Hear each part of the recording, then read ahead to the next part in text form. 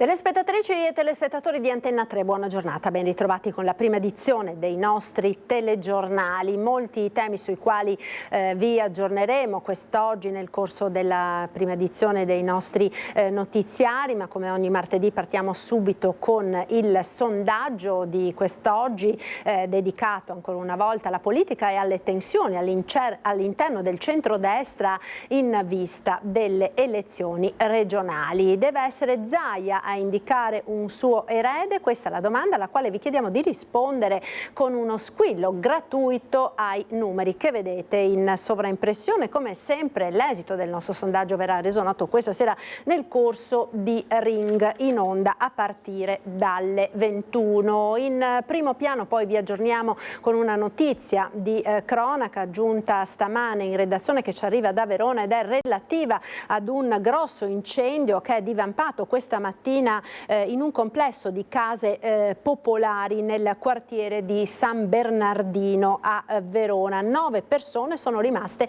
intossicate. Sul posto sono intervenuti i vigili del fuoco, i carabinieri, la polizia locale, oltre ai sanitari del 118 che hanno portato appunto le persone intossicate negli ospedali di Borgo Trento, Borgo Roma e Negrar. Tutti sono in codice giallo. Da quanto si è appreso, l'incendio sarebbe partito dalle cantine degli edifici. Ed ora parliamo del freddo che sta attanagliando anche la nostra regione e di questa emergenza soprattutto per le persone che vivono in strada. Il comune di Treviso si è attivato con la collaborazione anche di molte associazioni e la scorsa notte sono entrate in azione anche diverse pattuglie della polizia locale, ma ci aggiorna in diretta da Cassugana la nostra Anna De Roberto, che vedo collegata con l'assessore ai servizi sociali del comune Gloria Tessarolo. A te Anna, buongiorno.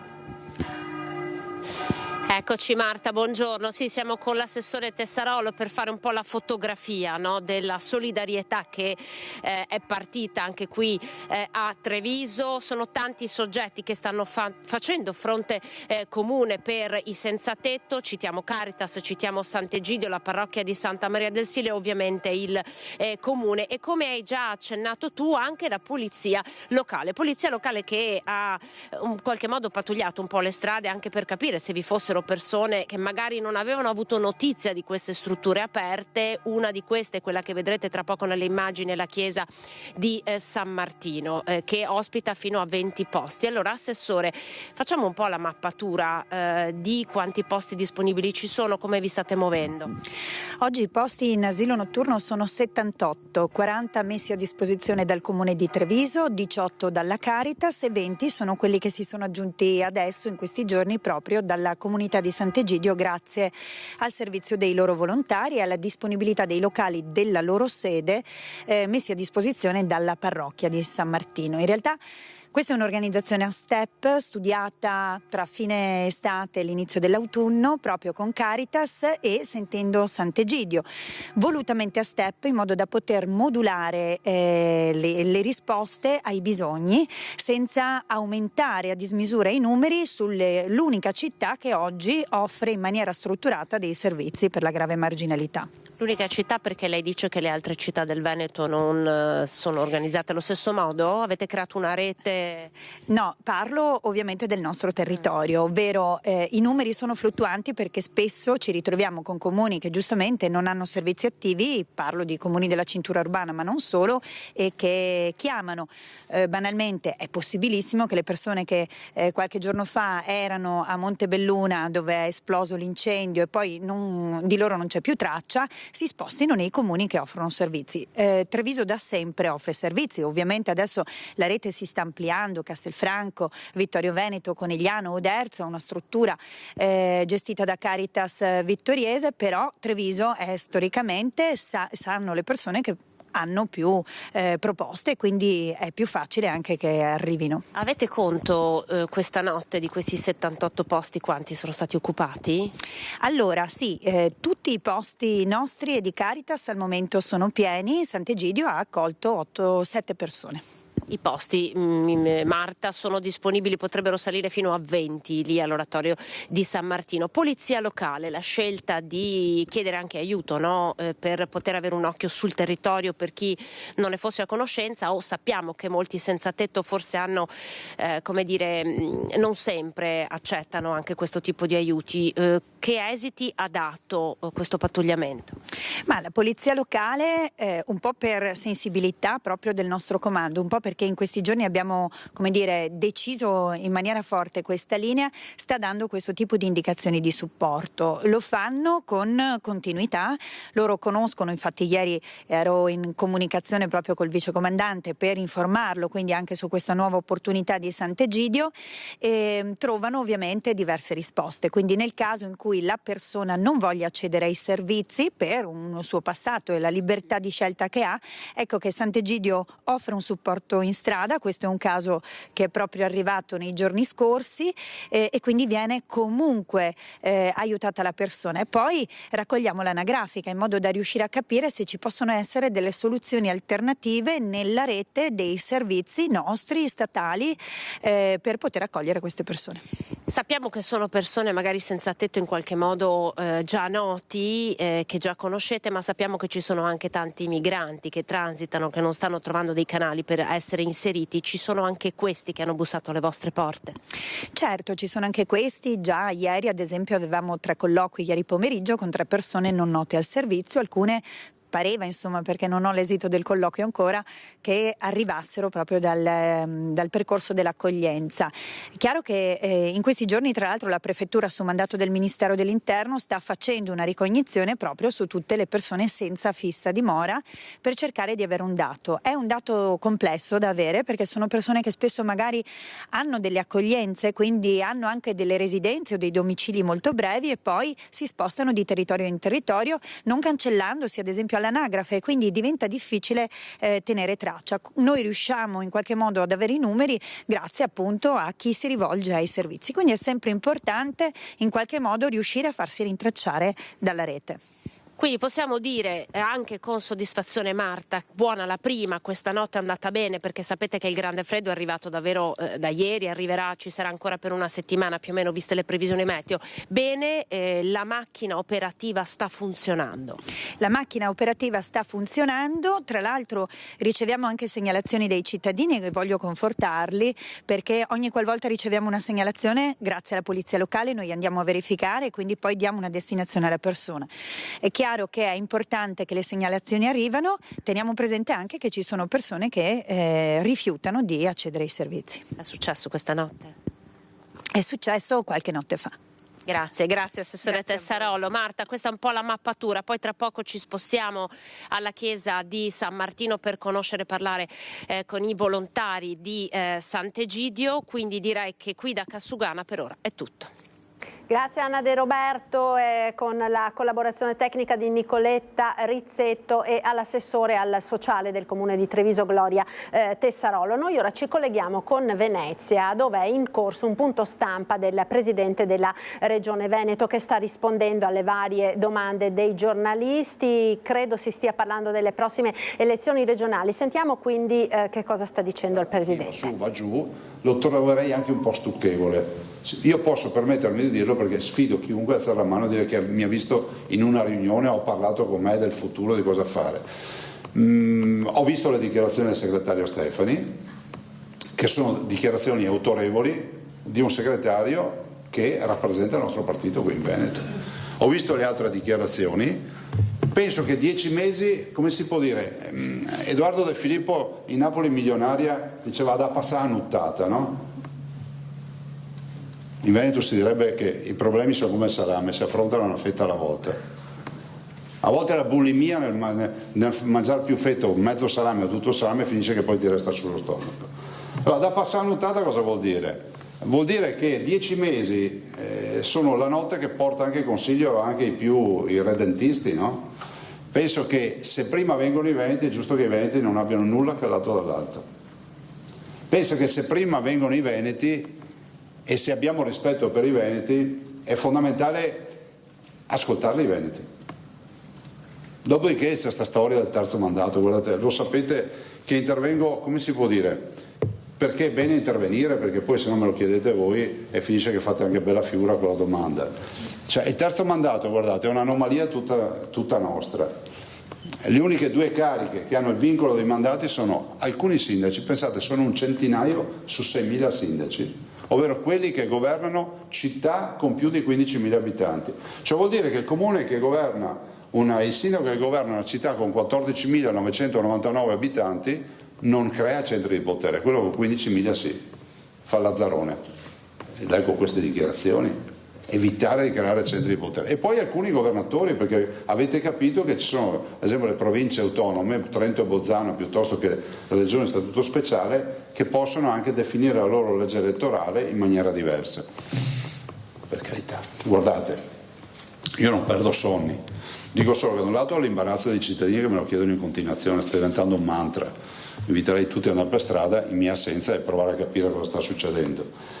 Dall'altro dico anche che se questo è un mood, ok, se ne può anche prendere atto, ma deve essere un mood per tutti allora, perché a me risulta che ce ne siano tante cariche, penso al Parlamento, al Presidente del Consiglio, il Capo della Repubblica, i consiglieri regionali, gli assessori comunali, gli assessori regionali, tutto tranne in Veneto, che adesso sistemeremo sta roba.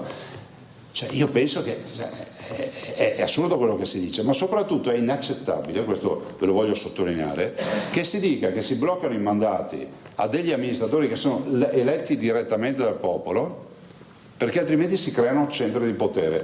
Ma soprattutto ancora più inaccettabile, stucchevole per non usare altri termini più duri, che poi rischierebbe di far giro d'Italia, che la lezione venga da bocche che sono da 30 anni sfamati dal Parlamento. Cioè, io penso che non serva aver fatto Harvard per capire queste robe. Allora, se tu dici che blocchi i mandati perché si creano centri di potere, vuol dire che per la proprietà transitiva dai degli idioti ai cittadini elettori. Cittadini elettori che peraltro, potrei farvi decine di esempi, mandano a casa un sacco di miei colleghi dopo la prima legislatura, Sardegna, Sicilia, Calabria, Lazio, Umbria di recente e avanti con questo cinema, e non vi sto a fare la lista dei sindaci perché quella penso che potremmo stare qui a farla conta ore.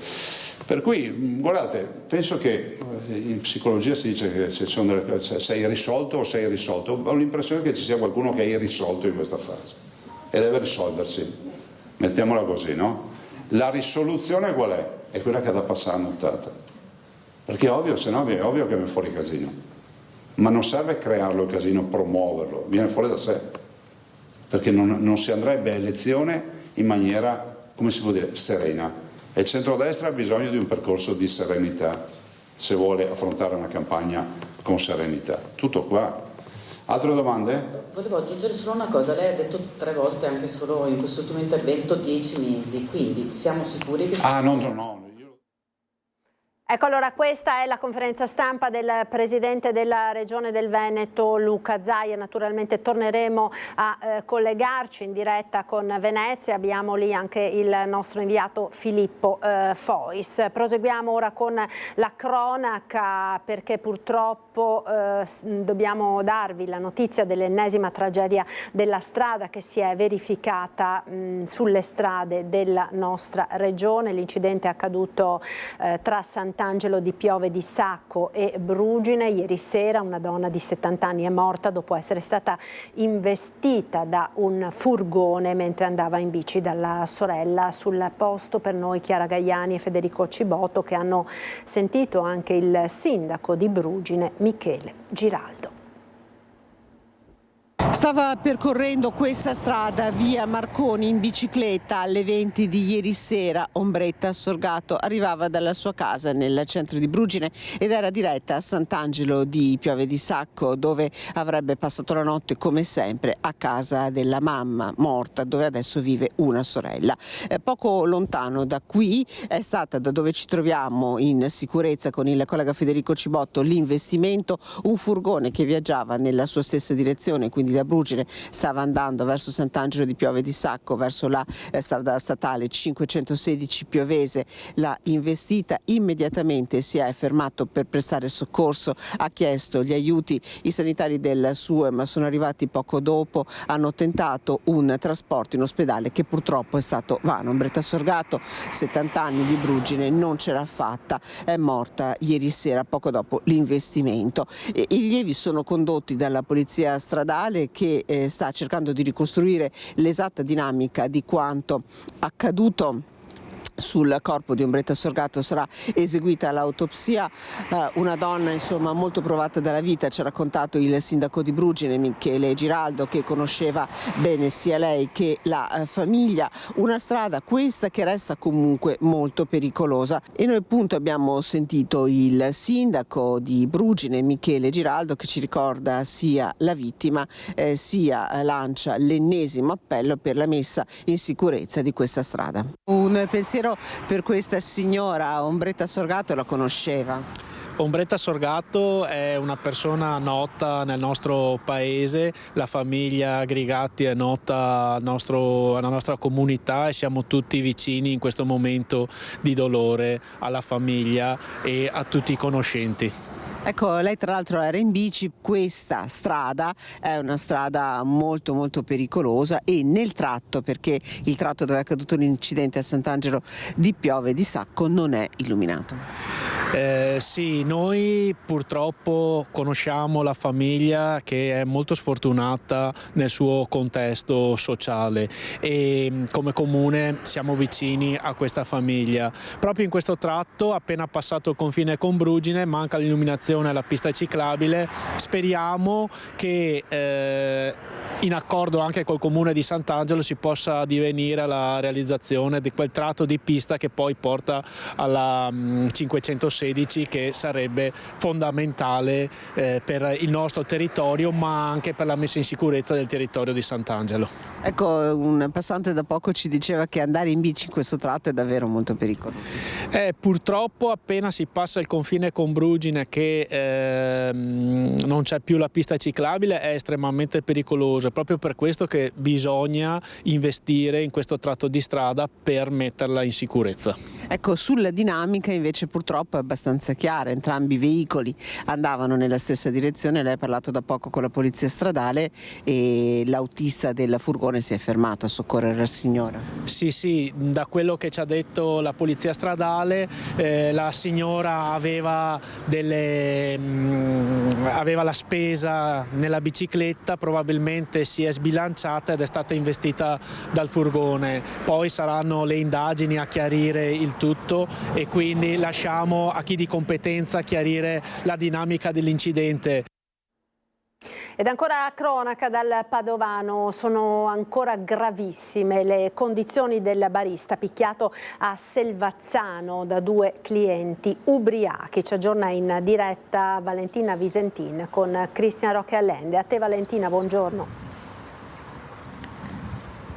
Sì, buongiorno da Selvazzano, ha trascorso la notte in ospedale a Padova, è in coma, le sue condizioni sono ancora molto gravi ma stazionarie. Il 27enne barista cinese titolare insieme ai genitori del bar che vedete alle mie spalle, aggredito e preso a pugni da 2 clienti ubriachi a cui aveva rifiutato di servire nuovamente da bere visto il loro evidente stato di alterazione. Tutto è accaduto domenica sera verso le 19:30. I due fratelli moldavi di 32 e 42 anni residenti a Chioggia. Uno di loro è stato subito bloccato dai carabinieri che sono intervenuti sul posto. Il più grande, il 42enne, è ancora in fuga anche in queste ore. Continuano le indagini. E sembra che appunto il giovane barista cinese abbia rifiutato di servire nuovamente da bere, da cui sia partita la furia, colpi in testa, pugni che hanno fatto cadere a terra il ragazzo che ha sbattuto violentemente la testa. Una famiglia conosciuta qui nel quartiere di Tencarola, infatti tanti i residenti che hanno portato dei messaggi di vicinanza alla famiglia che oggi ha preso anche un cartello all'esterno all'interno del bar, dicendo che il locale resterà chiuso ancora per qualche giorno e ringrazia tutti quanti per la vicinanza e per la comprensione. Questo appunto quanto è accaduto. Vi aggiorneremo ovviamente se ci sono novità sulle condizioni di salute nelle edizioni serali dei nostri telegiornali. Purtroppo la violenza nei bar è frequente in provincia di Padova, tant'è che in un locale di Maserà sono arrivati i sigilli su disposizione del questore. Io restituisco la linea allo studio e vi lascio con la cronaca di questa chiusura. Si erano fronteggiati in 9, una rissa scaturita dopo aver importunato con apprezzamenti inopportuni e molesti 3 ragazze, una di loro colpita anche con un pugno al volto. Il locale di Maserà, teatro della violenza avvenuta a dicembre, è stato chiuso nelle scorse ore dopo il provvedimento del questore di Padova Marco Dorisio, che ha sospeso la licenza per 30 giorni. Una decisione presa per evitare ulteriori situazioni di pericolosità sociale, vista la presenza frequente di balordi all'interno del locale. I sigilli sono stati affissi ieri da polizia e carabinieri. La rissa scoppiata a dicembre aveva coinvolto quasi una decina di giovani, alcuni passanti e il figlio del titolare, che all'arrivo delle forze dell'ordine aveva minacciato i militari e reso difficili le operazioni di identificazione dei clienti. Molte delle persone identificate erano infatti già note alle forze dell'ordine per reati contro il patrimonio, per droga e ubriachezza. Il titolare del locale inoltre aveva servito gli alcolici agli autori della rissa, che erano arrivati già in evidente stato di alterazione. L'autopsia ha confermato che Sandra Pegoraro, la 52enne investita sulle strisce pedonali di via Ponte Vigo d'Arzere a Padova, è deceduta in conseguenza delle gravissime ferite riportate. L'esame effettuato dal medico legale ha certificato quanto già ipotizzato dagli inquirenti. L'incidente era avvenuto il 22 dicembre e la donna, OSS dell'azienda ospedaliera di Padova, è morta il 1° gennaio dopo 10 giorni di agonia. Indagata per omicidio stradale la conducente 56enne dell'auto che ha travolto la donna di fronte al bar Brenta. Sandra Pegoraro aveva attraversato la strada per raggiungere un locale per la cena. La donna nel maggio del 22 era sopravvissuta ad un tentato femminicidio da parte dell'ex compagno Stefano Fattorelli, ora in carcere con una condanna a 8 anni. E si è svolta ieri pomeriggio l'autopsia su Deborah Danieli, 48enne di Ponte San Nicolò, morta al centro Gallucci per una sospetta infezione da un batterio forse contratto dopo un intervento di cardiochirurgia. L'esito dell'esame, atteso tra 60 giorni, dovrà chiarire se ci sia un nesso tra la morte della donna e le condotte dei medici che l'hanno curata. All'autopsia hanno partecipato il medico legale, i consulenti tecnici della procura, un esperto di cardiochirurgia, un infettivologo e i consulenti della famiglia seguiti dallo studio 3A nell'inchiesta contro ignoti per omicidio colposo in ambito medico. La donna, 48 anni, aveva iniziato il suo calvario un anno fa dopo aver scoperto un tumore al seno. Curata allo IOV, dopo l'intervento era stata scoperta una malformazione cardiaca che l'aveva costretta a sospendere le cure oncologiche. Dopo l'operazione al cuore però era stata colpita da un'infezione contratta durante l'intervento. Ed ora andiamo a Vicenza. Il nuovo prefetto Filippo Romano incontra i sindaci del territorio e li spinge ad adottare un regolamento omogeneo di polizia urbana. Ci aggiorna Luisa Bertini con Simone Squarcina.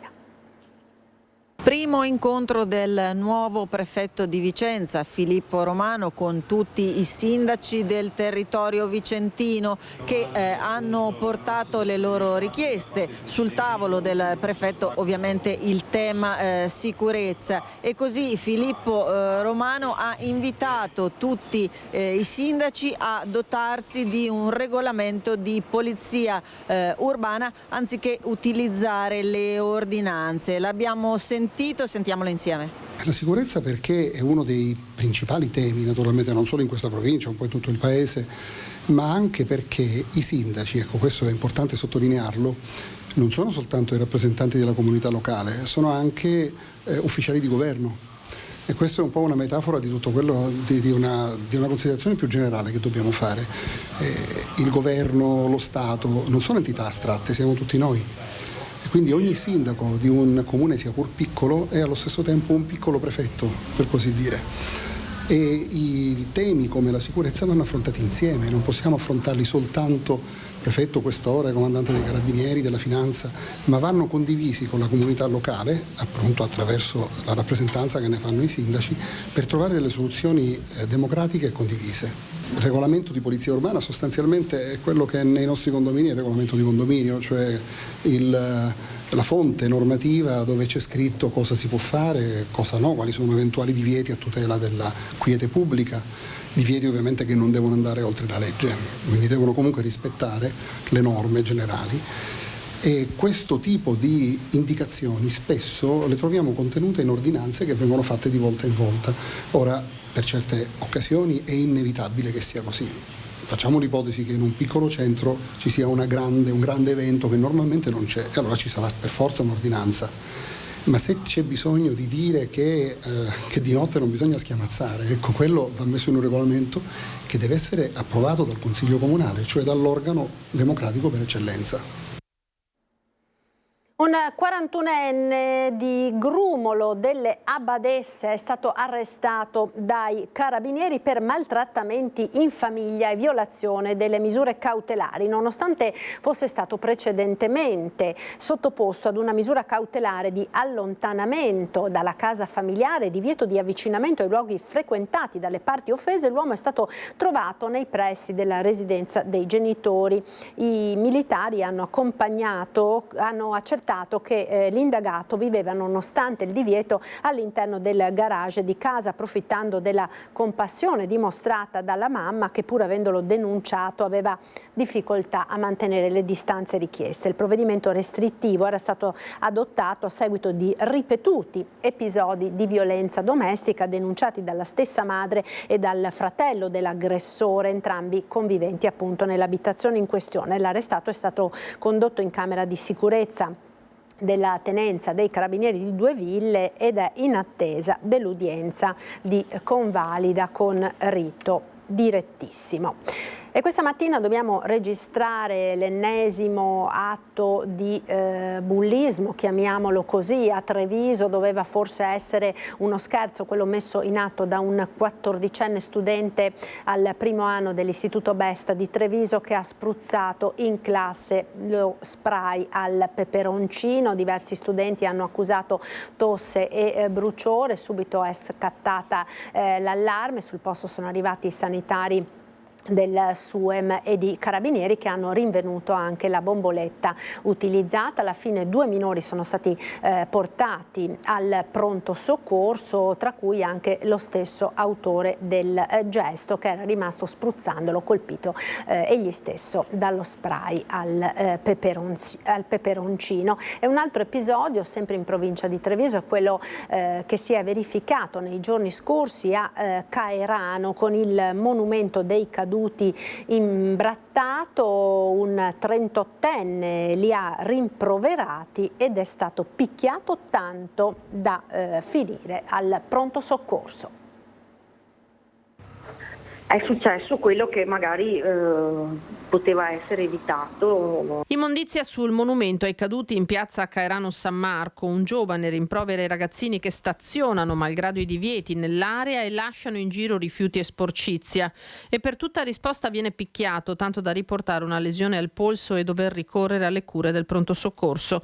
L'episodio in serata. La vittima della violenta reazione del gruppetto di minorenni a Sporto denuncia i carabinieri su un gruppo social comunale lo sfogo dei familiari del giovane, che chiedono una giusta punizione per i responsabili e avvisano le famiglie: state crescendo dei bulletti. È grave, sì, ma come penso che il branco da sempre è forte, ed è quello che spaventa di più. Il fatto del branco è un problema. È un problema. Già a dicembre l'amministrazione era intervenuta per limitare l'accesso al monumento. Quel posto lì è oggetto anche appunto di un'ordinanza, proprio perché si erano verificati dei problemi, nel senso con l'immondizia, con comunque lo stazionamento, il bivaccamento di sti gruppi di ragazzini, mi dicono. Dall'abbandono di rifiuti alla violenza, dunque, la sindaca fa sapere che l'amministrazione non si ferma alla sola condanna dell'episodio.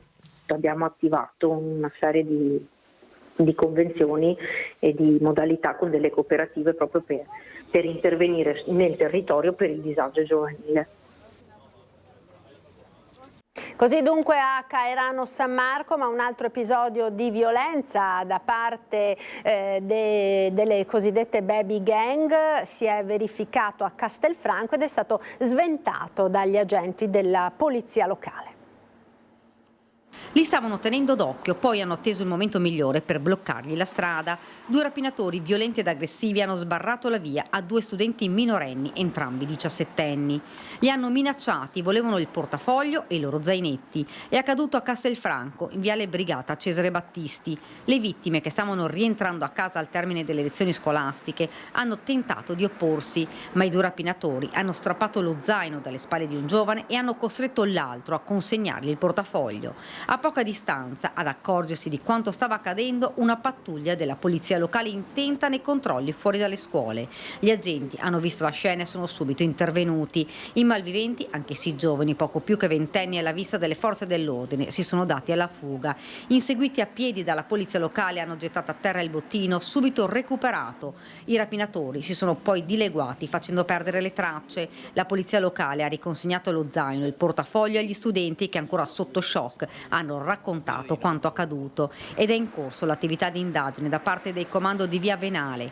Sono state acquisite le immagini delle telecamere di videosorveglianza, fondamentali controlli da parte delle forze dell'ordine nelle zone considerate più a rischio, all'esterno degli istituti scolastici, nei pressi delle stazioni delle corriere e nelle fermate dei bus, dove episodi come questi di aggressioni e rapine sono frequenti. La polizia locale continuerà a sorvegliare queste aree per garantire l'incolumità degli studenti e la sicurezza di tutti i cittadini. Torniamo ora a Venezia per la conferenza stampa del Presidente della Regione Veneto Luca Zaia. È il momento delle interviste dei colleghi. Prima i Veneti, prima i cittadini del Veneto, dico che è fondamentale che questa sia la priorità. Se si ragiona in questa direzione si sa già, diciamo, cosa si deve fare. Dopodiché io sono a disposizione di quello che è il mio partito e vedremo quale sarà, diciamo, la risultanza di questa riflessione, che secondo me è doverosa da fare nel rispetto dei veneti. Soluzioni calate dall'alto di certo non verrebbero accettate. Ecco, prima i veneti, però Giorgia Meloni ha detto che le soluzioni vanno trovate in un tavolo di maggioranza a Roma. Ma sai, al di là della localizzazione dei tavoli, di quello che faranno, cioè, noi veneti abbiamo una capacità di lettura, se è favorevole o contrario ai veneti, quello che si decide in maniera istantanea, per cui facciano pure le riflessioni, benvengano le riflessioni, e dopodiché si tratterà di capire che continuità si dà a questa amministrazione e soprattutto quanto saranno rispettati i veneti. Fratelli di posizione del partito, ma Zaia è pronto comunque a correre con la lista Zaia come consigliere regionale. Ma io, a disposizione del partito vuol dire tutto, nel senso che non penso che ci siano ancora 10 mesi di fronte, che è un'era glaciale, è inutile stare qui a fare previsioni, lanciare tanti diciamo warning, definiamoli così. Day by day, giorno dopo giorno, vedremo quale sarà l'evoluzione di tutta questa corsa. Ne ho fatte ancora corse in solitaria, corse nel centrodestra. È ovvio che noi speriamo di fare una corsa unitaria, però è fondamentale che ci siano dei presupposti per farla bene. Fratelli d'Italia vorrebbe il sindaco di Venezia, cosa ne pensa? Penso che mancano 10 mesi intanto a finire questa amministrazione. Non abbiamo ancora capito se la Regione andrà a votare a ottobre 2025 o con il Comune di Venezia nella primavera 2026. E penso che proprio nel rispetto dei veneti, finché sono qui in Regione, parlo di Regione. La partita del terzo mandato lei non la vede ancora chiusa? Può ancora immaginarsi di ascoltare la voce dei veneti con uno Zaia ancora governatore? Guardi, ci ritroviamo in un momento storico particolare per il Veneto, che è innegabile, cioè i veneti chiedono la mia ricandidatura e lo chiedono in maniera trasversale. Detto questo, lasciando a parte altri ragionamenti, dico che abbiamo ancora in piedi una sentenza della Corte Costituzionale che ci aspettiamo rispetto al tema campagna. Cercheremo di capire che evoluzione ci sarà e si cercherà anche di capire cosa vuole fare il governo, perché finché ci sono i tempi il governo può anche dare altre indicazioni. Al momento ci sembra di capire che non ci siano espressioni o ufficiali, visto e considerato che qui c'è un dibattito che non si capisce dove vada a finire. Però Meloni e Tajani hanno avuto delle parole abbastanza chiare, soprattutto Tajani.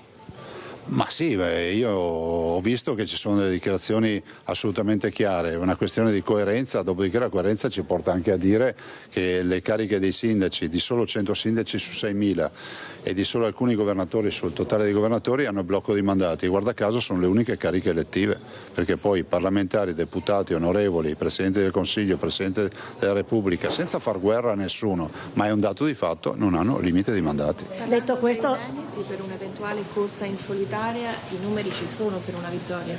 Ma guardi, non devo essere io a dirlo, e soprattutto non metterei il carro davanti ai buoi, questo è fondamentale, cioè la lettura non deve essere che Zaia vuol correre da solo, la lettura dice avete 10 mesi di tempo per pensare, cercate di risolvere il problema. Ma non un candidato calato dall'alto comunque, deve essere il territorio. Ma questo mi sembra la condizione di base, cioè il prerequisito per ogni ragionamento. Ma calato dall'alto significa che non lo decidono Tajani, Meloni e Salvini in una stanza a Roma, significa che ci deve essere un dibattito tra le forze politiche locali del Veneto. Beh, penso che questo sia condivisibile anche da anche altri esponenti anche di altri partiti, non solo della Lega, rispetto al fatto che chi deve governare il Veneto deve essere espressione del Veneto. ipoteticamente via il terzo mandato, Luca Zaia è strapronto.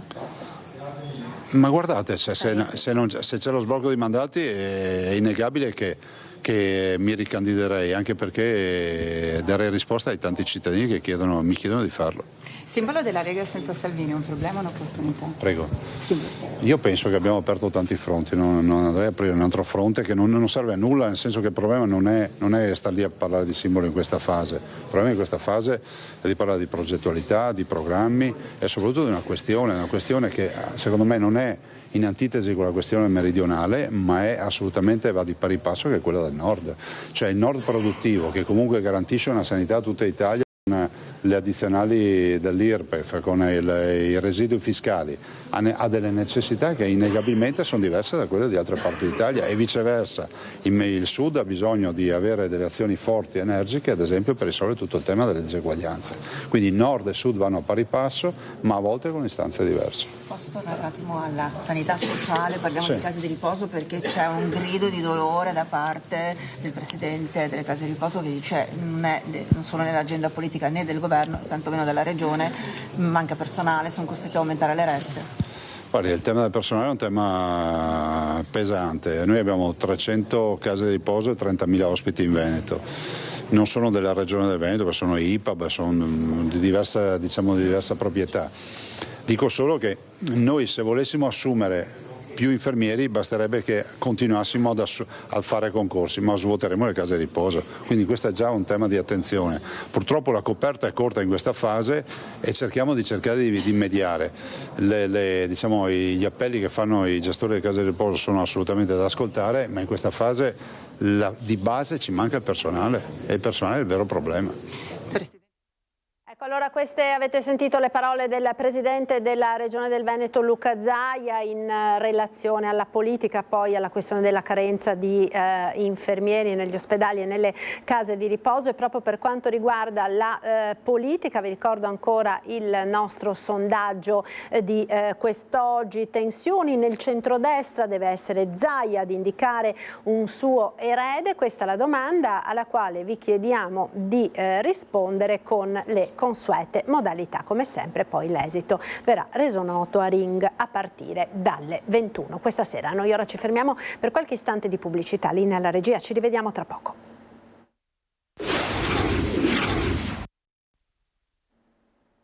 Eccoci di nuovo in diretta con la prima edizione dei nostri telegiornali. Proseguiamo con la cronaca ed una notizia che ci arriva dal Vicentino. Diversi rifiuti pericolosi sono stati scoperti in un blitz della Guardia di Finanza all'interno di una carrozzeria di Marano Vicentino, accertata anche la presenza di un lavoratore in nero. È stato segnalato e denunciato dai finanzieri di Schio il titolare di una carrozzeria di Marano Vicentino. Le Fiamme Gialle provinciali avevano compiuto un controllo specifico nel capannone dell'impresa e nelle aree circostanti, constatando la presenza di numerosi rifiuti anche tossici accatastati. Assieme ai tecnici dell'ARPAD di Vicenza sono state analizzate le giacenze di materiali pericolosi come oli esausti, parti di ricambio deperite, bombolette spray, batterie, filtri dei sistemi sistemi di abbattimento fumi e dischi abrasivi da orbitale. Tutto il materiale era stoccato abusivamente e in quantità superiore a quanto previsto dalle norme. Scoperta anche la presenza di un lavoratore in nero, per cui è stata inoltrata anche la richiesta di sospensione dell'attività all'Ispettorato del Lavoro. L'area di 70 metri quadri nel frattempo è stata sottoposta a sequestro preventivo. Ex infermiere dell'azienda ospedaliera di Padova accusato di avere molestato una tirocinante nel dicembre del 2023. Ieri la condanna. Dopo l'indagine interna che aveva portato al licenziamento, ora arriva anche la condanna dopo l'indagine della procura per l'infermiere di 41 anni dell'azienda ospedaliera di Padova accusato di aver molestato una giovane tirocinante. L'uomo è stato condannato a 2 anni di carcere con rito abbreviato, ma la pena è stata sospesa e dovrà compiere un percorso di rieducazione di 2 anni. Disposta anche la sospensione di 1 anno dalla professione. Nessun risarcimento è stato invece concesso alle parti civili, la vittima e l'azienda ospedaliera di Padova. La denuncia era partita nel dicembre del 2023, quando la giovane tirocinante, oggi 25enne, ha avvisato i genitori al telefono delle avance dell'approccio molesto che l'infermiere aveva avuto nei suoi confronti durante il turno di notte. Il 41enne l'avrebbe anche spinta a terra tentando di avere un rapporto, ma lei è riuscita a liberarsi e a chiudersi in una stanza di servizio. I genitori della giovane hanno così avvertito i carabinieri ed è partita l'indagine, durante la quale sono state ascoltate anche delle colleghe tirocinanti della vittima che hanno raccontato di approcci pesanti e talvolta inopportuni dell'uomo anche nei loro confronti. Il 41enne infermiere ora non lavora più per l'azienda ospedaliera di Padova, che l'aveva sospeso in via precauzionale dopo la denuncia. I suoi avvocati hanno annunciato il ricorso in appello. Viaggiava con distintivo della polizia a pistola falsa, bloccato a Cadoneghe dai carabinieri un ragazzo di 32 anni. Aveva provato a sfuggire al controllo. Il 32enne italiano residente a Loreggio è denunciato dai carabinieri dopo essere stato fermato a Cadoneghe. Nell'auto, che aveva accelerato alla vista della gazzella, i carabinieri hanno trovato una pistola d'aria compressa di libera vendita, priva del tappo rosso e con 1500 pallini in metallo e un finto distintivo della Polizia di Stato contenuto in un portadocumenti. Le risposte del 32enne alle domande non hanno convinto i carabinieri, che lo hanno denunciato per porto abusivo di oggetti atti ad offendere e possesso di segni distintivi contraffatti. Sia la pistola che il finto distintivo sono stati sequestrati.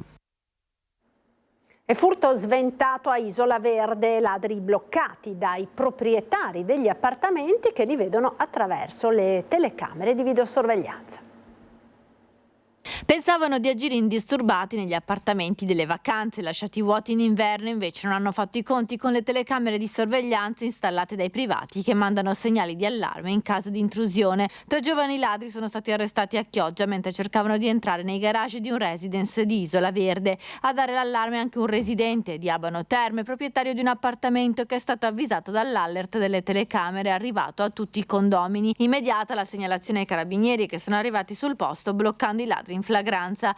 Ecco le immagini dei 3 vestiti di nero che cercano di raggiungere i box e poi il momento in cui i carabinieri li scoprono e li portano in caserma. Si tratta di 3 giovani del luogo, uno di loro minorenne. Soddisfatto il sindaco di Chioggia. Un grazie alle forze dell'ordine, a polizia e carabinieri che sono intervenute prontamente l'altro giorno a Isola Verde. Questo evidenzia quanto importante siano le telecamere e i circuiti di videosorveglianza privati e anche l'attenzione e la collaborazione da parte di privati che hanno permesso l'arresto di 3 individui. I residenti preoccupati chiedono che venga risolta la situazione dei 2 ruderi che confinano con il residence, 2 edifici abbandonati da anni dove spesso bivaccano balordi. Ed ancora cronaca, 2 colpi in un mese ai danni di una ditta di trasporti di Castelfranco Veneto. I titolari cercano di fermare i malviventi fino all'arrivo dei carabinieri. La rabbia della coppia una volta scoperto che i 2 sono stati arrestati sabato e già scarcerati. Siamo tutti secondo me sulla stessa barca, ormai tutti presi di mira e entrano ovunque, entrano in casa e non gli fanno niente.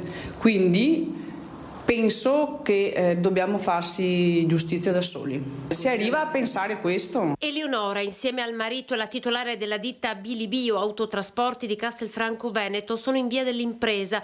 Nell'ultimo mese i ladri sono entrati 2 volte, l'ultima sabato sera. Hanno telecamere fuori e dentro l'azienda, telecamere che hanno filmato i ladri mentre tagliavano i teloni dei rimorchi dei loro camion per cercare qualcosa da rubare. Noi subito corriamo qua nel posto e ci accorgiamo che ci sono degli intrusi all'interno. Chiamiamo i carabinieri, noi intanto con gli abbaglianti della macchina li teniamo monitorati e sono riusciti a prendere prima il primo, il secondo non lo si vedeva perché era nascosto e praticamente era sopra sulla centina dei rimorchi, sul tetto del rimorchio e noi che eravamo in macchina riuscivamo a vedere dov'era. Hanno cercato di scappare, Eleonora con il marito li ha praticamente bloccati dall'auto fino all'arrivo dei carabinieri con i quali è rimasta sempre in contatto telefonico.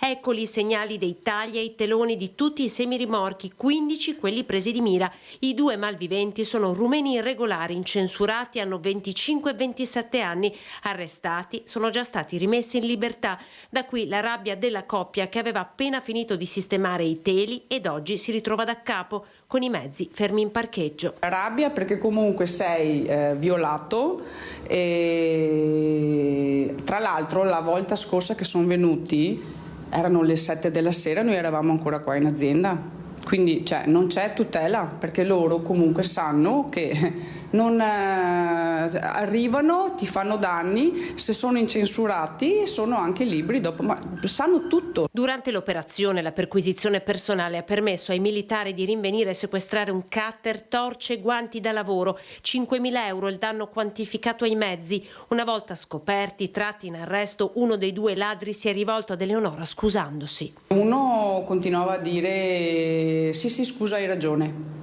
perché ti prendono anche per i fondelli.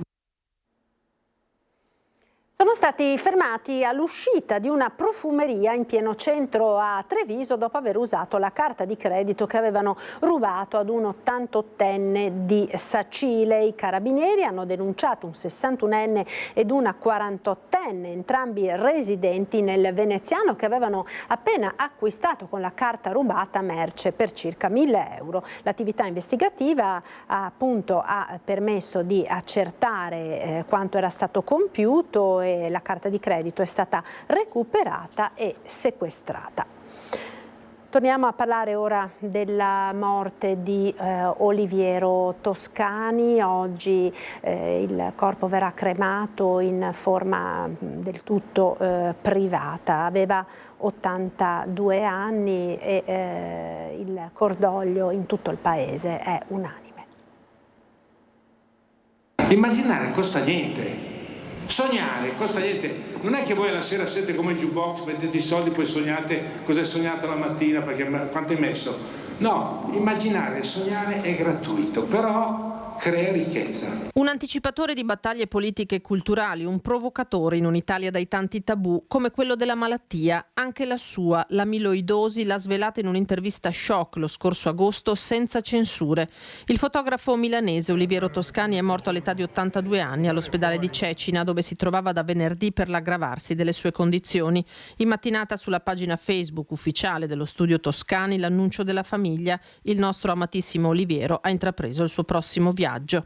Irriverente, visionario, un rivoluzionario della comunicazione che attraverso il suo obiettivo ha ritratto dei grandissimi, da Andy Warhol a Mohamed Ali, da Sofia Loren alle top model degli anni 90. Nel 1982 l'inizio del lungo sodalizio con la famiglia Benetton, e proprio di Benetton è uno dei primi messaggi di cordoglio: per spiegare certe cose le parole non bastano, ce l'hai insegnato tu, e allora preferiamo salutarti con un'immagine che hai scattato per noi tanti anni fa, nel 1989. Ciao Oliviero, continua a sognare.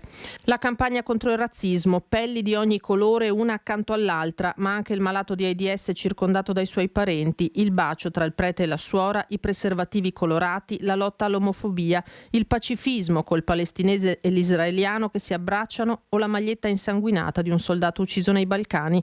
Nel 2000 sono le foto dei condannati americani nel braccio della morte a incrinare i rapporti col gruppo di Ponzano che interrompe la collaborazione.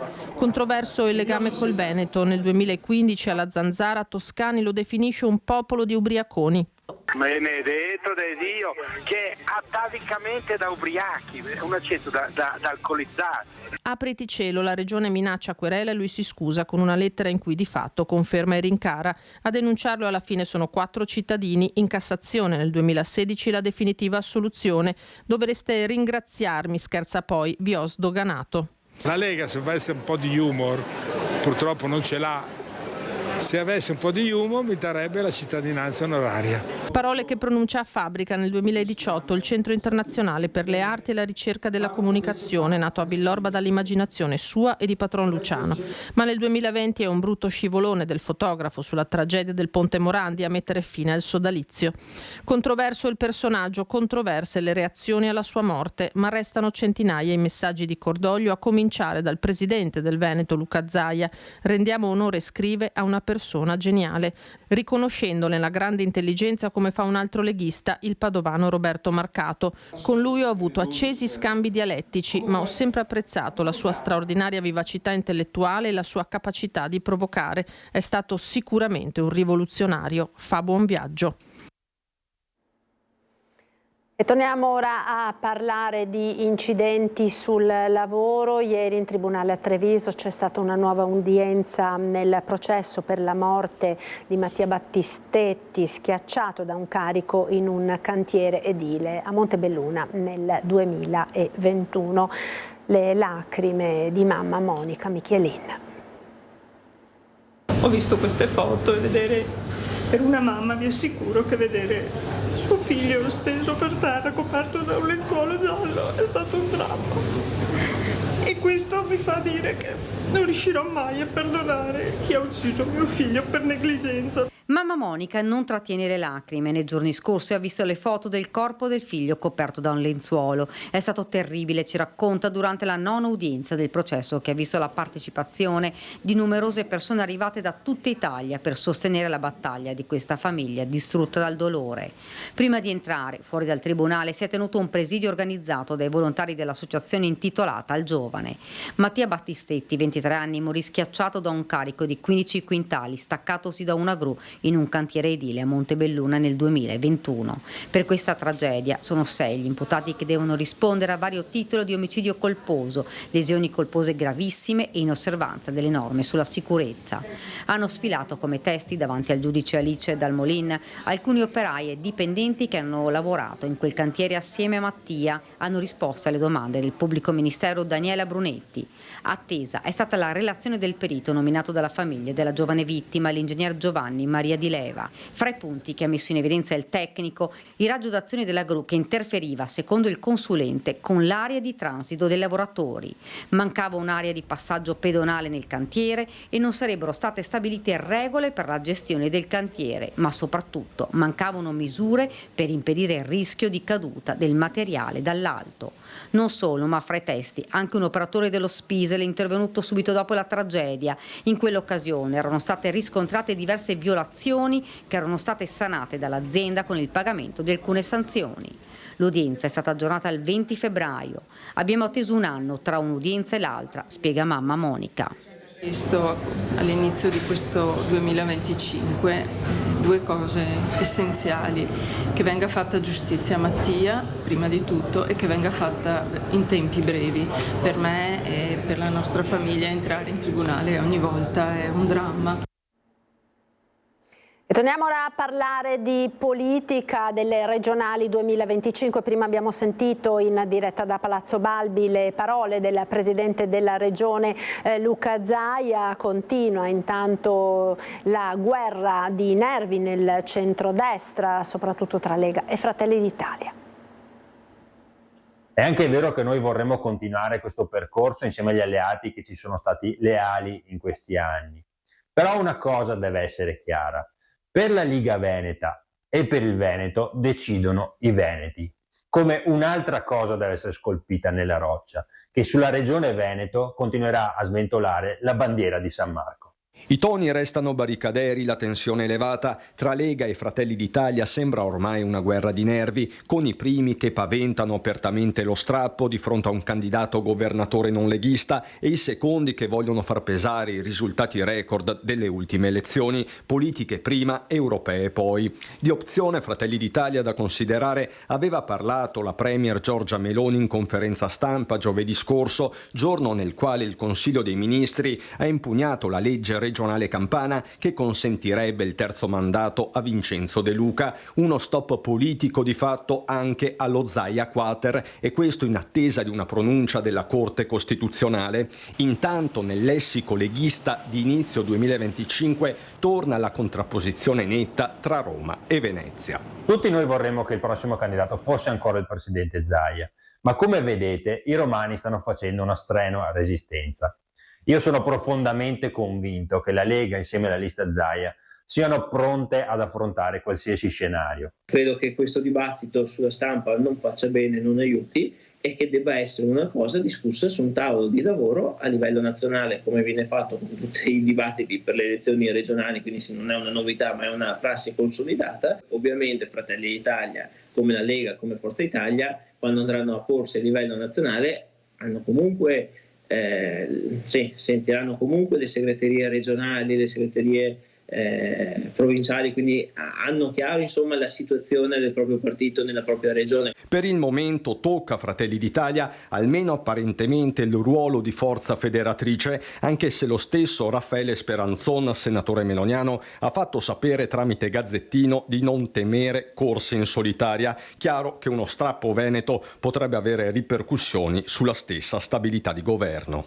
Mi auguro assolutamente che non si arrivi allo strappo. Io sono per il centrodestra unito e quindi questo continuo a pensarlo. E tra Lega e Fratelli d'Italia è duro il contrasto anche a livello locale su temi come la sicurezza. Accade a Treviso, sentite che cosa hanno detto ieri sera in diretta a Focus il consigliere comunale Giancarlo Iannicelli e l'avvocato esponente di Fratelli d'Italia Fabio Crea. Non si può dire no, allora deleghiamo perché a livello nazionale Fratelli d'Italia è forte. No, ma scherziamo, cioè veramente con consenso. Io faccio solo un esempio di Mario Conte. Vedete, nel momento che Fratelli d'Italia a livello nazionale prendeva il 30% o giù di lì, alle comunali la Lega prendeva il 48% e Fratelli d'Italia il 12%. E se candidato sindaco ma non c'entra. Giancarlo, sei troppo esperto di politica per pensare di infinocchiarmi su questi ragionamenti. Grazie al candidato sindaco, fammi parlare, io ho stato silenzio oppure tanto. Grazie al candidato sindaco voi avete fatto 4 consiglieri, se non eravate alleati con noi facevate 2 consiglieri e avete 2 assessorati. Quindi voglio dire, ma questo non vuol dire che noi siamo ben disposti. Perpetuiamo il potere della Lega per i prossimi 36 anni. Il consenso che si è legato e che abbiamo faticato per anni a creare questo rapporto con i cittadini, adesso perché a livello nazionale c'è un momento, meno male per la coalizione, meno male per il centro-destra, va così bene, allora deleghiamo tutto a Fratelli d'Italia. Allora questo non l'ha detto nessuno. Questo non l'ha detto nessuno, Giancarlo, scusami, non l'ha detto neanche la Melone. Ma guarda, non è che mi dici stai in silenzio, scusa Giancarlo. Il conduttore, il direttore non ti ha dato il coso. Non sono monologhi. Io sono educato e sei un avvocato. Capisco che tu hai le cose variabili. Perché la sicurezza a Treviso, quando sei in comune è una cosa, quando sei in tribunale i delinquenti diventano onesti. E per favore, quindi... Chi sta parlando? Scusa Giancarlo. No, perché tu hai le variabili. No, io non ho variabili, io faccio l'avvocato. Appunto, io arrivo sempre dopo, forse perché qualcuno non fa il lavoro bene prima. Quando non fai il lavoro bene prima arrivo io dopo. Qualcosa, guarda, se vuoi parlare di politica, parla di politica. Se intendi metterla sul piano personale, anche tu guarda che non c'è confronto, non è personale, non è personale. Se sei venuto qua ad attaccarmi sul piano personale o professionale, guarda, no, non sto parlando, chiudiamo il discorso. Che si deve parlare, non riuscite a parlare di politica. No, dovete per forza parlare dal punto di vista personale. personale. E mi sorprendo, ma no, non ti devi sorprendere. No, mi sorprendo molto. Non ti devi, perché tu pensi di stare sempre in un tribunale. Non stai in un tribunale, non stai facendo l'avvocato. Tu devi ascoltare quello che dico io, perché il conduttore mi ha detto parla agli Annicelli. Io ho ascoltato, quando ho ascoltato già 2 volte. Confronto, quello che non riuscite a fare voi. Si può interloquire ovviamente. No, vabbè, ma me la comunque chiuda. Parla tu, No, io chiudo che per carità non diciamo perché non si deve concorrere. Noi abbiamo dettato in modo molto delicato. Siamo noi ci siamo. Pensiamo di aver lavorato tanto nel Veneto e ci spetta il Presidente. Ecco, questo dunque è un estratto dell'acceso scontro che c'è stato ieri sera a Focus tra Iannicelli e Fabio Crea. Noi ora ci fermiamo per qualche istante di pubblicità. A tra poco.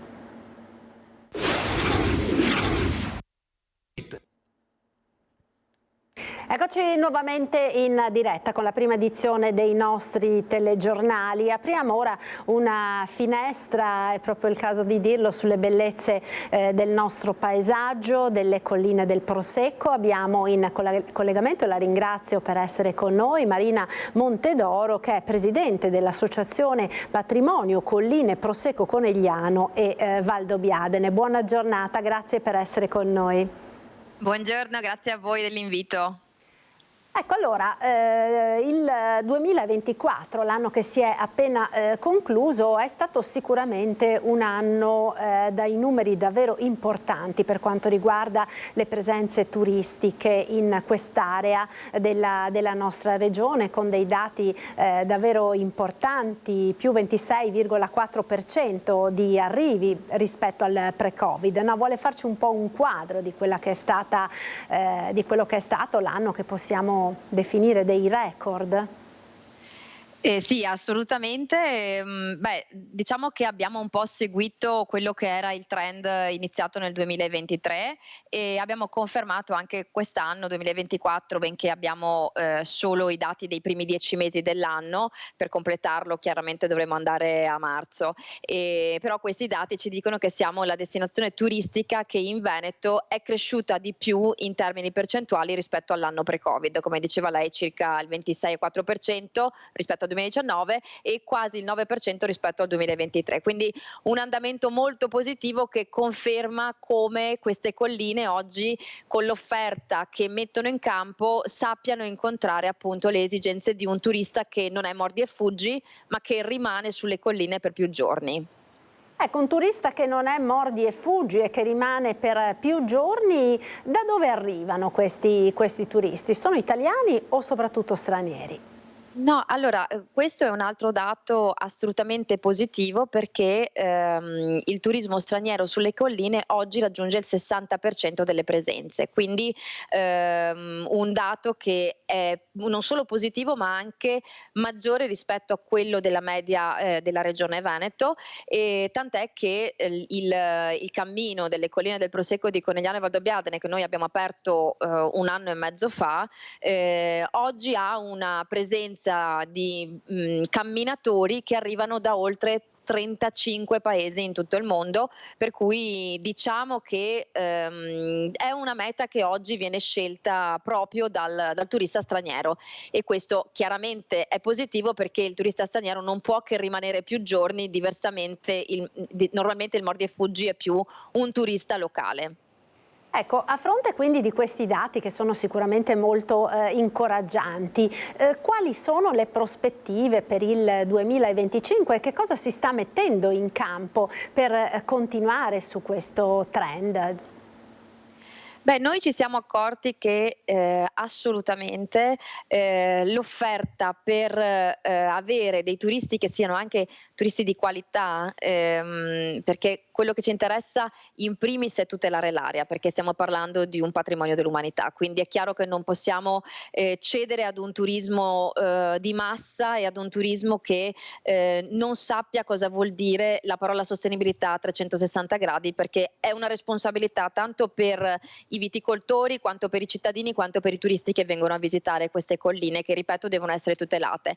E ci siamo accorti che la qualifica dell'offerta con attività che riguardino non soltanto il paesaggio, quindi gli sport all'aria aperta, ma anche l'arte, la cultura, tutto ciò che è tradizione e racconto di quelle che sono un po' la storia e la cultura del Veneto, in questo caso chiaramente dell'Antamarca, diventano fondamentali. Quindi anche quest'anno riproporremo i concerti all'alba e al tramonto che abbiamo proposto il primo anno nel 2023 grazie al contributo di Regione Veneto, diventando città veneta della cultura, e poi nel 2024 autofinanziandoci con il contributo dei comuni e dell'IPA con appunto Armonia 2024, nel 2025 riproporremo questo tipo di attività che sono piaciute tantissimo.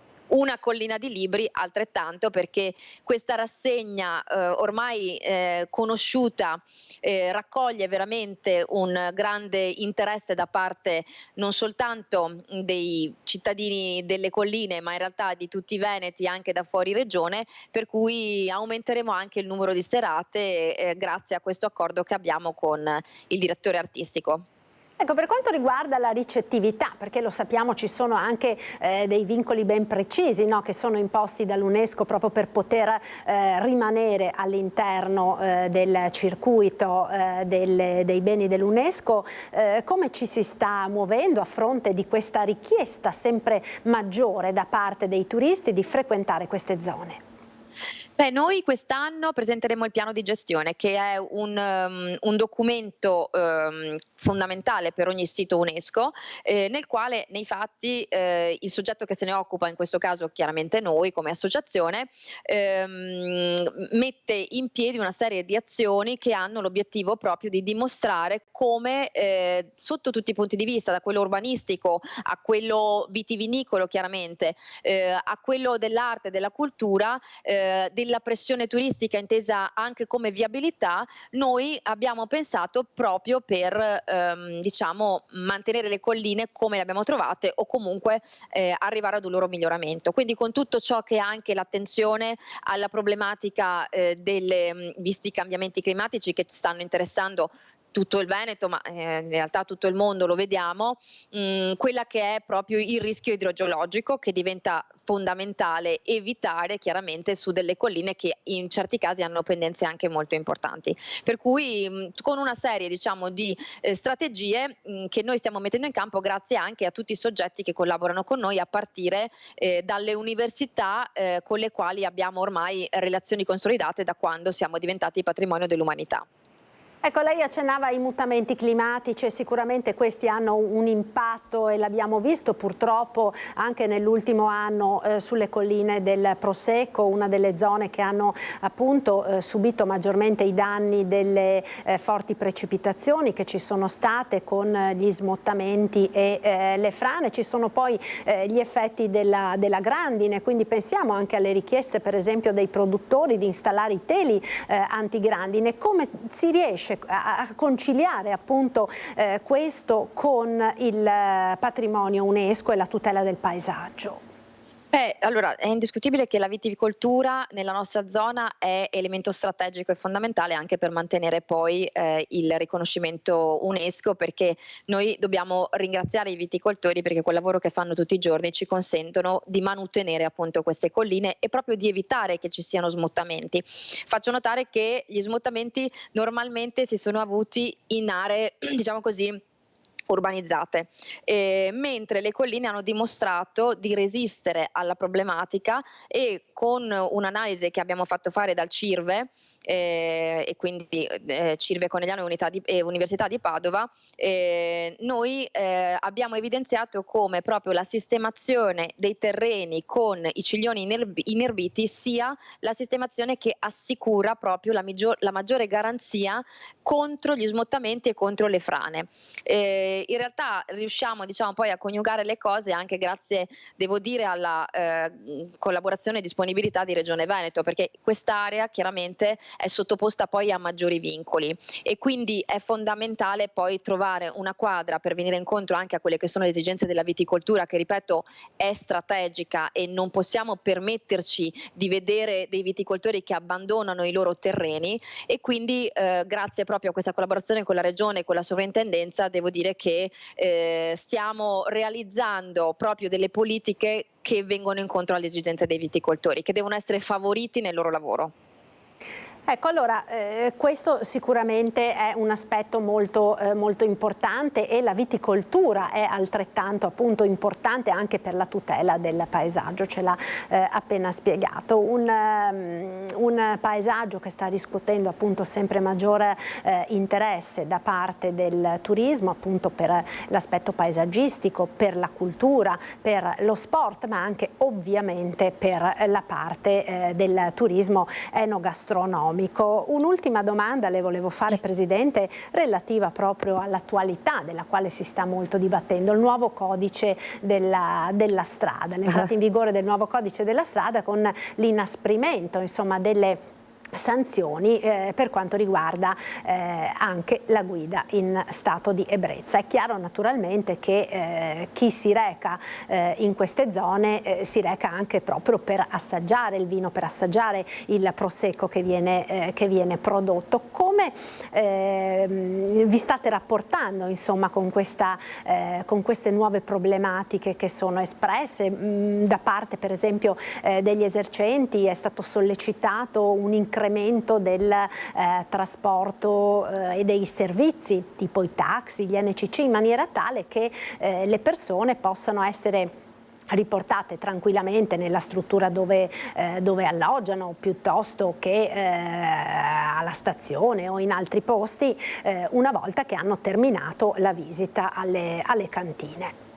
Sì, allora io credo che intanto sia fondamentale, proprio perché l'applicazione del codice della strada poi è del 14 o 15 di dicembre, penso che prima di poter fare una valutazione di quelli che sono gli effetti anche rispetto ai consumi e rispetto a quelle che sono le esigenze poi di chi viene in zona per, come dice lei, fare delle degustazioni, sia fondamentale aspettare di avere dei dati un minimo consolidati per fare dei ragionamenti.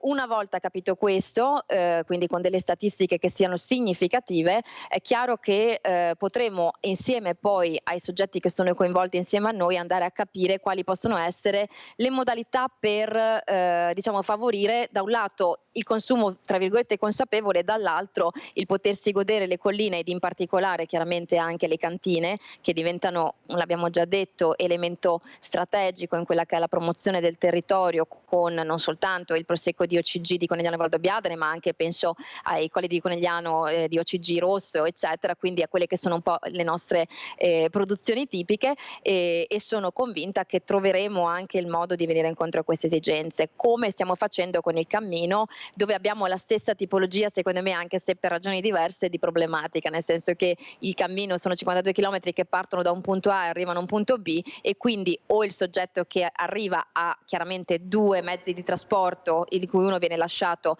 nel punto di destinazione, oppure è necessario organizzarsi per fornire questo servizio, come succede in tanti altri cammini in giro per il mondo. Chiudo dicendo, se me lo consente, che quest'anno, perché ci tenevamo in modo particolare, stiamo lavorando, e credo che lo inaugureremo nel corso di questo anno, ad un percorso che sia diciamo percorribile anche da parte di chi porta delle disabilità. Questo credo che sia un elemento fondamentale, proprio perché le colline sono un patrimonio di tutti, lo diciamo sempre, e ci piacerebbe che lo fossero anche per chi è meno fortunato nella deambulazione rispetto a chi riesce a fare un percorso di trekking. E questo senz'altro è un grosso elemento di merito, perché senz'altro è importante che queste aree diventino, oltre che famose, anche il più inclusive possibile, cosa che peraltro significa anche inclusive per le persone con disabilità, ma magari anche per le famiglie con il passeggino, che possono quindi magari tranquillamente affrontare questi cammini con i bambini più piccini. Io la ringrazio, grazie a Marina Montedoro, Presidente dell'Associazione Patrimonio Colline del Prosecco Conegliano Valdobbiadene, patrimonio dell'UNESCO. Grazie per essere stata con noi e buon lavoro. Grazie a voi, grazie. Un saluto. Allora noi parliamo ora di un tema legato sempre alle zone della nostra pedemontana e della montagna relativamente alla presenza dei lupi, perché c'è una brochure che è stata diffusa proprio in queste ore dalla regione del Veneto con alcuni consigli pratici ai cittadini su come comportarsi in presenza del lupo. Abbiamo quindi chiesto un commento ad alcuni sindaci della pedemontana e ieri abbiamo incontrato anche il nuovo prefetto di Vicenza. Sentiamo. È un tema che noi abbiamo già in parte affrontato parlando col sindaco di Asiago. Sarà occasione questa di vedere anche gli altri sindaci della montagna per poterlo affrontare insieme. Assolutamente è un tema fondamentale che è ai primi posti della nostra agenda. Anche il nuovo prefetto di Vicenza, Filippo Romano, ha già nella sua lista il tema del lupo, sempre più presente nell'area pedemontana.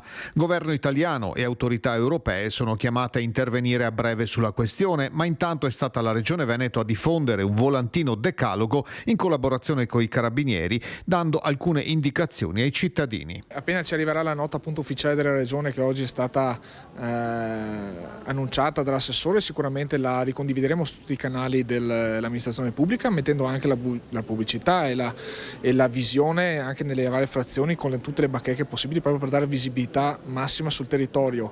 È un segnale di grande attenzione da parte della Regione nei modi e nei limiti che naturalmente può attuare, perché ricordiamoci che le decisioni vanno prese a un livello molto più superiore della Regione Veneto, per cui ringrazio l'assessore di questa accortezza nel soprattutto dare informazioni alla cittadinanza. A memoria storica il lupo non ha mai ammazzato le persone, è chiaro che bisogna stare attenti agli animali, cani a guinzaglio, cani liberi, alle chiaramente animaletti da cortile, però poi insomma per quanto riguarda un'emergenza per le persone insomma siamo ancora lontani, per fortuna. Il lupo c'è, impariamo a gestire l'animale lupo, ma cerchiamo anche di far capire ai politici romani e ai politici di Bruxelles come questa condizione e questa crescita del numero di animali sul nostro territorio non possa continuare così all'infinito. Sul tema della convivenza, venerdì 17 si svolgerà un incontro a Montebello Vicentino per proporre sfide e soluzioni per la protezione delle comunità locali. Restiamo in pedemontana per parlare del premio San Bassiano a Bassano del Grappa. A margine della conferenza stampa di presentazione di quelli che sono i premiati della cerimonia dedicata a San Bassiano, siamo in compagnia del sindaco Nicola Finco, sindaco di Bassano del Grappa. Tra poco ci svelerà anche il nome dei premiati, però partiamo avendo la possibilità di avere qui il primo cittadino che è insomma un noto esponente della Lega. Partiamo da alcune valutazioni politiche di stretta attualità, sindaco, perché insomma si va verso quella che è l'abolizione dell'idea di un terzo mandato per il governatore del Veneto, della regione Veneto. Questo lei come lo giudica, come lo valuta? È una scelta che si sente di sposare? Ma diciamo che è chiara la scelta a livello nazionale che non si vuole concedere ulteriori mandati ai governatori uscenti. Sta di fatto che noi siamo sempre dell'idea che a scegliere i propri rappresentanti devono essere i cittadini di un territorio, quindi le regolette imposte per limitare i mandati insomma vabbè, trovano il tempo che trovano. Sta di fatto che però dobbiamo fare anche una considerazione che al di là del terzo mandato o no, la Lega oggi è ancora un partito presente in Veneto, un partito molto radicato con moltissimi amministratori, quindi al di là del terzo mandato noi siamo pronti a fare la nostra corsa, abbiamo gli uomini giusti sul territorio, abbiamo le competenze, abbiamo la militanza che ci sostiene e quindi al di là delle norme imposte da Roma noi non abbiamo paura di presentarci alle prossime elezioni regionali con o senza alleati.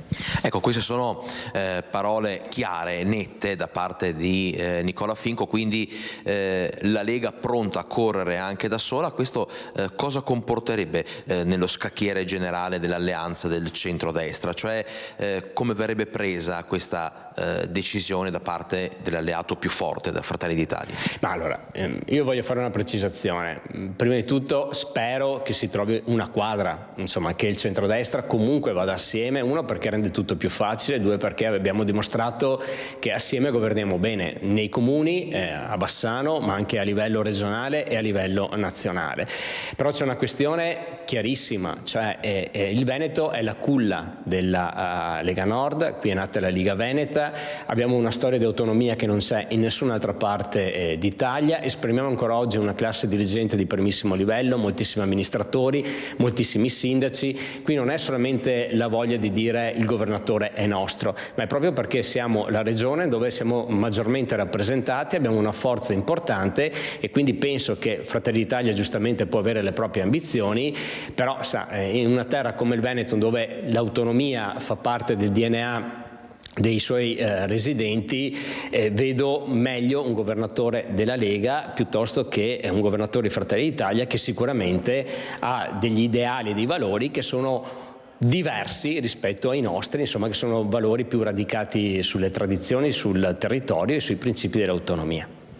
E a proposito di valori, diamo valore a quelle che sono le premiazioni di una cerimonia tanto importante, tanto sentita per il territorio, la cerimonia del San Bassiano. Quest'anno i premi a chi andranno? Allora, il premio San Bassiano è una benemerenza che diamo al FAI, che la delegazione bassanese quest'anno compie ben 35 anni, quindi un grande lavoro di sensibilizzazione per la valorizzazione del patrimonio culturale della nostra città. Poi abbiamo deciso di istituire un nuovo premio, che è il premio della cultura della sostenibilità e dell'innovazione, che è rivolto all'impresa del territorio, ma che dal prossimo anno vuole aprirsi anche al mondo dell'università, della ricerca, in modo da premiare le nuove generazioni, ma anche le imprese del territorio che creano economia e valore aggiunto attraverso percorsi innovativi e sostenibili nel rispetto dell'ambiente. Il premio Città di Bassano lo diamo al generale Biagio Abrate, una persona da un grandissimo curriculum da un punto di vista professionale, una vita per la difesa del paese, che abbiamo l'onore di avere come cittadino bassanese, che ha dato tanto a questa città ma che sicuramente potrà dare ancora tanto nei prossimi anni, visto insomma è un alpino, è legato moltissimo alla città del Grappa e quindi un valore aggiunto. E poi il premio Cultura, abbiamo individuato 2 figure che da anni lavorano assieme per la valorizzazione del massiccio del Grappa, per sensibilizzare le nuove generazioni sul primo conflitto mondiale, proprio portandoli sul Monte Grappa e facendogli conoscere la storia, che sono Paolo Maraguti e Loris Giuliati. Oltretutto hanno scritto numerosi libri, sono stati insigniti di numerosi premi a livello nazionale e soprattutto anche di recente sono stati chiamati dal Consolato italiano negli Stati Uniti d'America proprio per alcune, diciamo, lezioni sulla storia del nostro territorio, e quindi insomma 2 profili di altissimo livello che noi siamo onorati di premiare con il premio Cultura San Bassiano 2025. Noi ringraziamo il sindaco di Bassano Nicola Finco, ricordando che l'appuntamento con la cerimonia del San Bassiano è per domenica pomeriggio a partire dalle 16:30. E siamo in chiusura di questa edizione, vi ricordo l'appuntamento con Ring questa sera, come sempre dalle 21, ospiti di Ferdinando Avarino, Riccardo Barbisan della Lega, Enoch Soranzo di Fratelli d'Italia, l'onorevole Rachele Scarpa del PD, Elisa Venturini di Forza Italia, Marco Bonet, giornalista del Corriere del Veneto. Poi per parlare delle tensioni in piazza che si sono verificate negli ultimi giorni, in studio Michele Dressadore del SAP del Veneto, e poi per il nuovo codice della strada e le sanzioni inasprite da parte appunto del nuovo codice sulla guida in stato di ebbrezza, avremo Livio Patelli di Farmacie Unite. È tutto dunque per questa edizione, io vi ringrazio per essere stati con noi, ci salutiamo con una copertina dedicata alla grande nevicata del 1985, era proprio il 13 di gennaio, e poi appunto la neve rimase per tutta la settimana, facendo registrare temperature mai così basse nella nostra regione. Vediamo quindi le immagini che all'epoca avevamo realizzato a Treviso. È tutto, vi lascio quindi alla copertina, poi subito dopo la sigla come sempre il meteo con le nostre previsioni del tempo. Arrivederci e buon pomeriggio.